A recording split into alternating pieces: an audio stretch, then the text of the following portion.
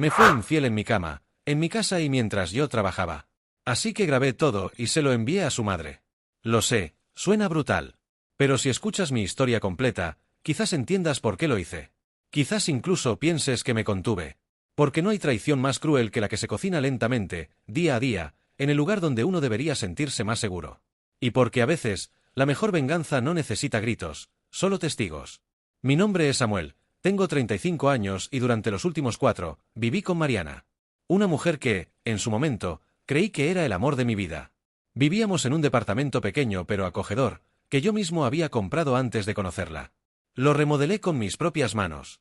Pared por pared, rincón por rincón. Lo convertí en un hogar, y cuando ella llegó, le di una copia de la llave y un espacio en mi vida, y en mi cama. Todo comenzó con pequeñas cosas. Mariana solía ser muy atenta, detallista. De pronto, empezó a llegar más tarde del trabajo, a apagar el teléfono durante ciertas horas, a ducharse apenas entraba. Y no era paranoia. Lo sentía. Esa intuición que a veces uno quiere callar, pero que te grita en el pecho. Su olor había cambiado. No el perfume, sino su esencia. No sé cómo explicarlo. Pero ya no olía a casa. Una noche, mientras ella dormía, revisé su celular. No me enorgullezco. Me costó semanas hacerlo. Pero cuando lo hice, no encontré mensajes directos. Todo estaba limpio. Muy limpio. Demasiado. Había un historial de llamadas borrado y una carpeta de fotos vacía, pero recién eliminada. Ni siquiera su historial de navegación tenía sentido. ¿Quién borra todo cada día? No la confronté. No aún. Decidí actuar en silencio. Me tomé 2 días libres del trabajo y le dije que tenía una capacitación fuera de la ciudad. En realidad, instalé discretamente una pequeña cámara en la sala. Una de esas que parecen detectores de humo. No necesitaba una gran producción, solo necesitaba la verdad. El primer día, nada. El segundo, fue distinto.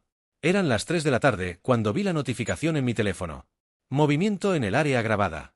Me conecté en tiempo real y lo vi. A él. A un tipo alto, con barba descuidada y mochila en la espalda. Ella lo dejó entrar, lo abrazó, lo besó. Y no como a un amigo. Se tiraron en el sillón. Mi sillón. El que mi madre me había regalado.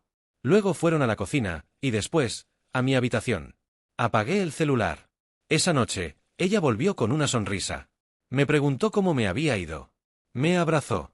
Me pidió pizza y vimos una película. En algún momento se quedó dormida sobre mi pecho. Y yo, sin moverme, la miraba. Me dolía el cuerpo, pero el alma, más. Me preguntaba cómo había llegado ahí. Cómo había sido capaz de besarme después de hacer lo que hizo. Cómo había aprendido a mentir así. Pero aún no hice nada. Esperé 2 semanas más. Grabé otras 3 visitas. Siempre de día, siempre en mi cama. Siempre mientras yo trabajaba. Ella no sospechaba nada. Yo no dije ni una palabra.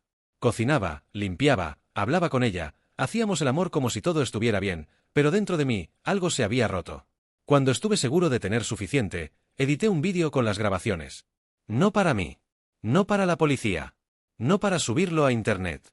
Era para una sola persona, su madre. Doña Patricia, una señora estricta, religiosa, de esas que no toleran la mentira ni el engaño. Mariana siempre decía que su madre la juzgaba por todo. Que si un día llegaba con una blusa corta, le decía que parecía una cualquiera.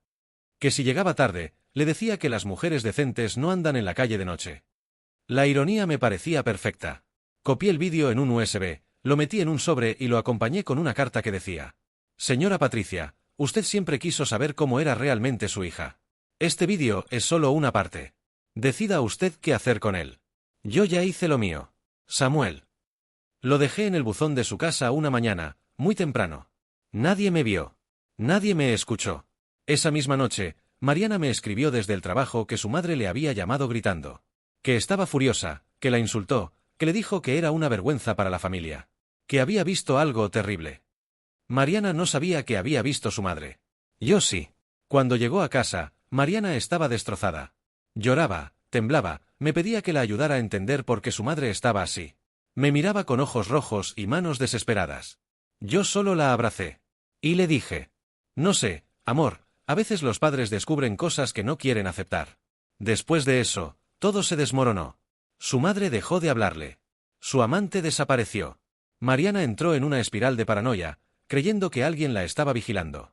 Y yo seguía ahí, tranquilo, bebiendo mi café cada mañana, en el mismo sillón donde ella lo había traicionado todo. Porque a veces, la venganza no es hacerle daño a alguien, es solo dejar que se destruya sola con la verdad. Después de aquel colapso con su madre, Mariana cambió. Se volvió una sombra de lo que había sido. Dejó de maquillarse, dejó de hablarme tanto, se encerraba por horas en el baño y no respondía llamadas. Yo observaba todo desde una distancia cómoda, como si fuese un extraño en mi propia casa, un espectador de una tragedia escrita por ella misma. Lo más fascinante era que todavía no sabía que yo había sido el artífice del colapso. Me cuidé de no dejar rastro. Todo fue enviado de forma anónima, sin cámaras visibles, sin confrontaciones. Ella no sabía que yo sabía. Y eso era exactamente lo que me mantenía sereno. Porque su paranoia empezó a crecer.